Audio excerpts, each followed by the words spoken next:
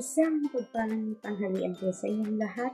Kamusta po kayo? At nagbabalik po ako sa isa na namang simpleng informative na content ngayon.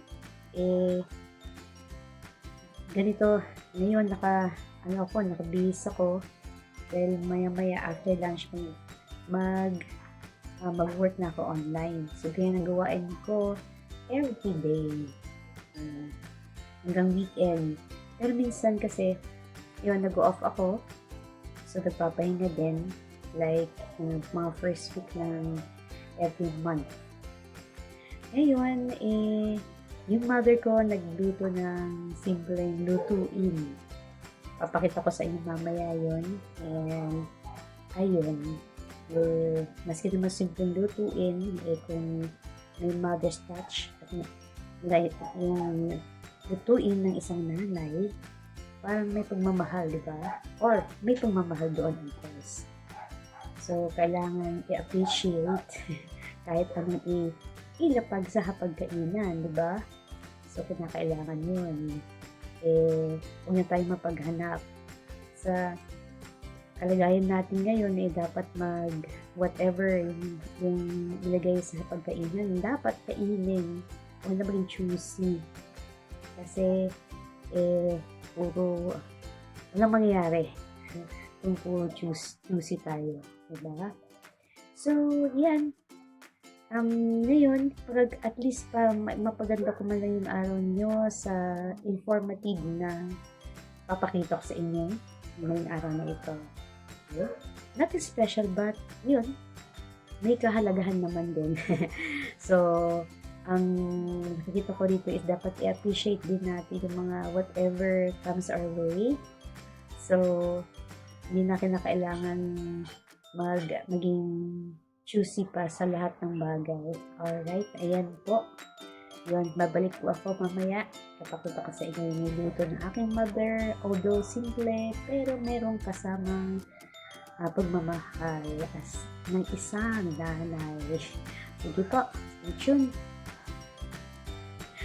Yeah, because you try to understand Miss Hannah. This is the quality of a Filipino, whenever you speak to them, even if it's not straight English or incorrect, we try to understand. We understand,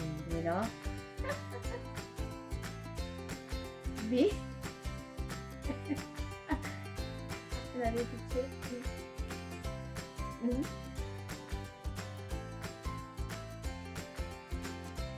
Thank you.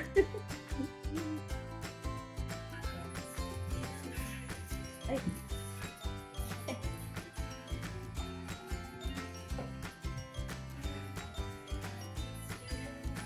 Wait lang ah. Niluto mo ngayon, nanay? Tokot baboy. Wow! Tokot baboy. Ito yung mga ingredients mo, nay. Yan, tokwa, baboy. Ano pa? Paminta, Sibuyas, bawang, cubes, suka, toyo. toyo. Ayan. Wow. At tapos, ito yung tokot baboy. Saan yung baboy mo? Ay, naano mo na doon? Hinali ako ng trip ko na muna. Prinito ko. Prinito mo. So, iki-crispy mo yun, nay. Oo. Ang galing, Oo. Actually, pwede rin tayo dun sa meron tayong doon, na fryer, Di ba? Pwede rin sa fryer yan, Oo. Ayan, gusto ko dito. Dito sa fryer. Or kasi para makapag-produce ka ng crispy. Oo. Yung crispy na, tawag dito? Na crispy. Crispy na, nanay, na tokot baboy. Oo. Yan. Galing, Yan. Yan.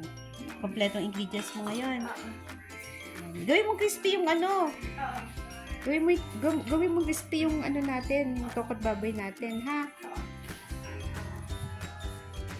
Ay, nilagyan mo ng, nga pala, may no?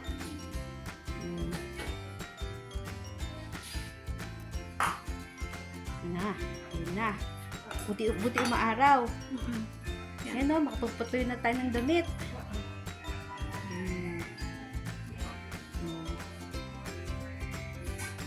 Yan, sige, lutuin mo na. Titikman ko mamaya, ha, nanay? Oo, sige. Ang galingan mo, ah.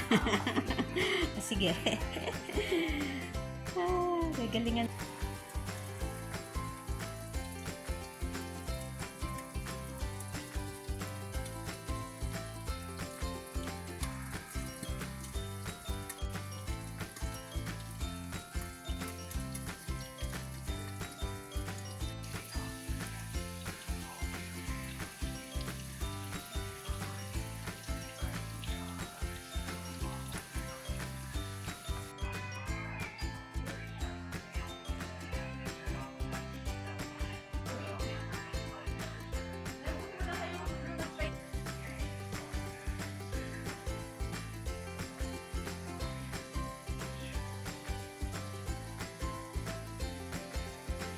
Ayan, luto na.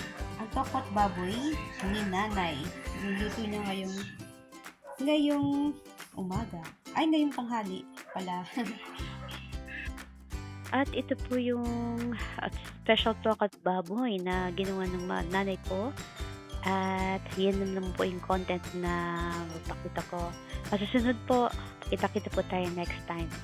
Sige po, bye-bye. Ingat po kayo lahat.